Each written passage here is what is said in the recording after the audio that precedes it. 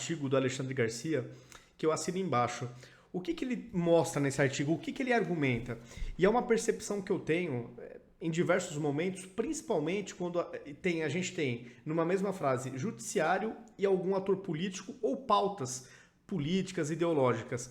Eu fico com a impressão que, em diversos momentos, o nosso judiciário ele acaba não sendo imparcial, ele acaba sendo muito mais enviesado ideologicamente nas decisões do que deveria. Deveria ser, obviamente, um cumpridor da lei de maneira irrestrita, mas muitas vezes eu fico com a sensação de que isso não ocorre. O Alexandre Garcia escreveu um artigo muito bom, onde ele compara dois cenários que é uma evidência a mais nesse argumento que eu estou falando. Então a gente tem, por exemplo, o Roberto Jefferson, tá? E eu vou aqui já deixar claro que o Roberto Jefferson muitas vezes fala coisa que ele passa do ponto, tá? Eu não vou ficar aqui defendendo tudo que o Roberto Jefferson fala, porque em diversos momentos ele realmente passa do ponto, mas não para estar preso.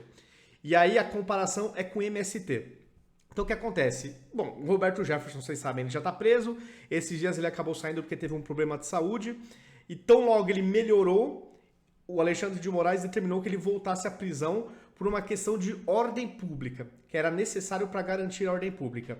E aí você vê essa semana que passou, na semana passada, final de semana passada, começo dessa semana, o MST vandalizando a AproSoja, fazendo aquilo que parece que é o dom que eles têm, que é de fazer arruaça, depredar, destruir. E curiosamente, enquanto com o MST, de novo, não aconteceu absolutamente nada, se isto não é atentar à ordem pública, você depredar patrimônio público, privado, criar o caos, criar, enfim, arruaça, se isso não é atacar a ordem pública, então o que é? No caso do Roberto Jefferson, ele está preso justamente por isso, para garantir a ordem pública.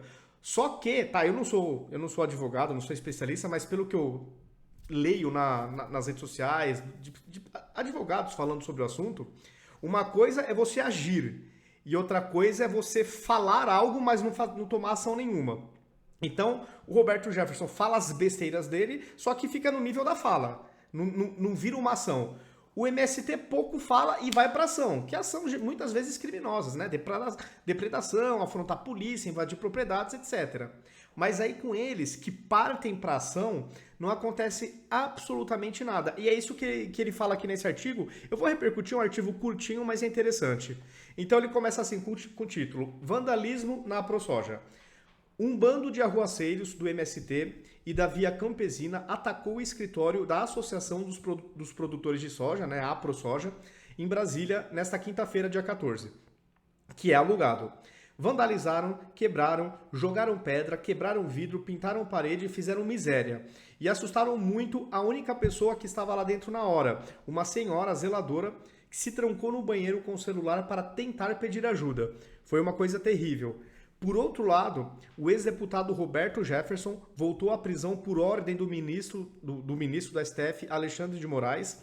Jefferson passou uns 30 dias no hospital, com um estado de saúde muito grave, uma persistente infecção urinária, uma descompensação da diabetes e teve que fazer um cateterismo. Mas agora volta à prisão. Vocês podem se perguntar por quê? Não, ele não foi condenado a nada, embora esteja preso. O ministro Alexandre de Moraes escreveu agora, na decisão, que o mandou de volta para a cadeia, que a prisão é imprescindível e necessária para garantir a ordem pública. E aí, voltando à questão do MST, eu sempre falo isso em diversos vídeos que eu gravo.